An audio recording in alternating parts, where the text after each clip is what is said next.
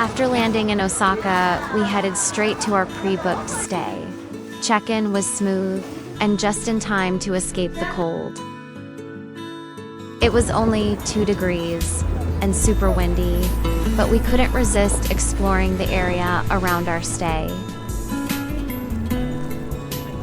Later that night, we visited the iconic Umeda Sky Building. The view from the top was absolutely breathtaking.